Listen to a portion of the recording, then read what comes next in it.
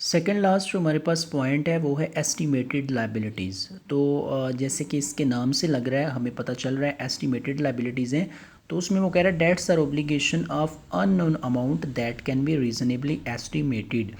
ये ऐसे डेट्स, ऐसे ओब्लिगेशन, ऐसे कर्जे हैं जिनकी अमाउंट का हमें पता नहीं होता एग्जैक्ट, हम जस्ट उनको जो है वो एस्टिमेट कर सकते हैं। मतलब हमें उनकी एक्चुअल अमाउंट का जो है वो पता नहीं होता कि हमारे यहाँ कितनी रकम जो है वो वाजिबुल अदा या वाजिबुल ज़िम्मा है।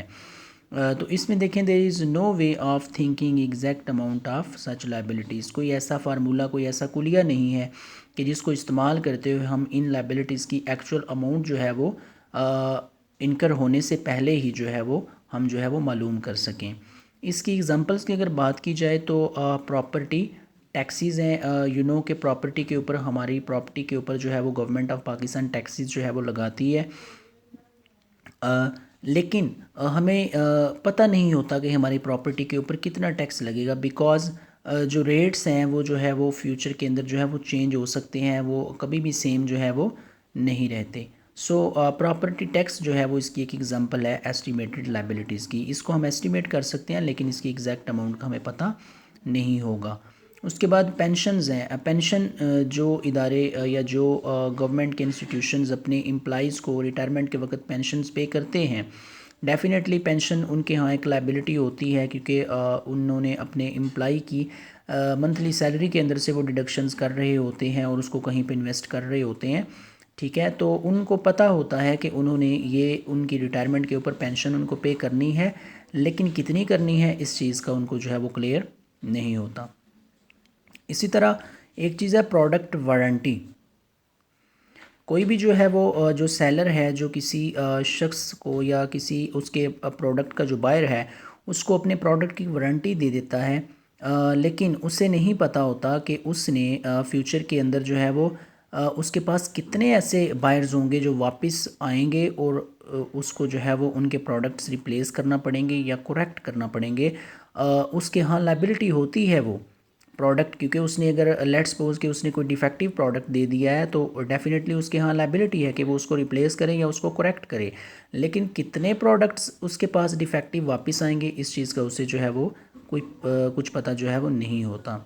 उसके बाद है एम्प्लॉई हेल्थ केयर। एम्प्लॉई की हेल्थ केयर के ऊपर हमने कितना एक्सपेंस जो है वो हमें करना है या फ्यूचर में जो है वो हो सकता है, उसके बारे में हमें पता जो है वो नहीं होता, क्योंकि कभी कोई एम्प्लॉई जो है क्योंकि किसी भी एम्प्लॉई टू एम्प्लॉई जो है वो उनके हेल्थ एक्सपेंसेस जो है वो वेरी कर सकते हैं।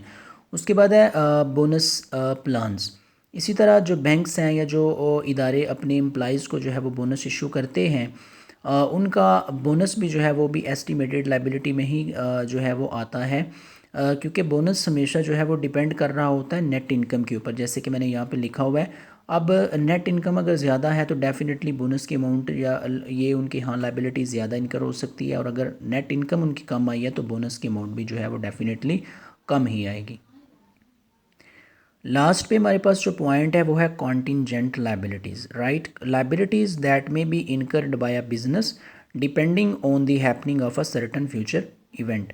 ये वो लाइबिलिटीज़ हैं जो तब किसी बिज़नेस के यहाँ जो है वो उसके ज़िम्मे जो है वो आती हैं, उसके यहाँ वाजिबुल अदा होती हैं, जब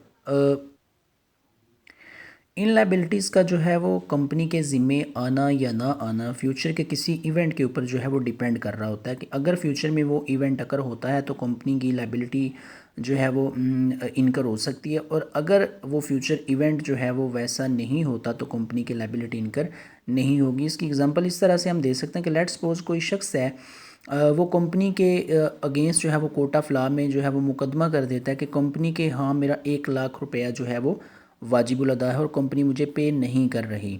अब उस शख्स ने क्योंकि कोर्ट ऑफ लॉ में अप्लाई किया हुआ है, अब कंपनी के ज़िम्मे वो कह रहा है कि 1 लाख है, लेकिन कंपनी की लाइबिलिटी तब बनेगी वो, और कंपनी की लाइबिलिटी का बनना इस उस जो है वो कोर्ट ऑफ लॉ के फ़ैसले के ऊपर जो है वो डिपेंड कर रही है चीज़ कि अगर अदालत जो है वो उस शख्स के हक़ में फ़ैसला देगी तो कंपनी की लाइबिलिटी में 1 लाख का इजाफा हो जाएगा, और अगर अदालत जो है वो उस शख्स के हक़ में फ़ैसला नहीं देती बल्कि कंपनी के हक़ में फ़ैसला देती है तो उस सूरत में कंपनी की लाइबिलिटी में जो है वो इजाफ़ा नहीं होगा।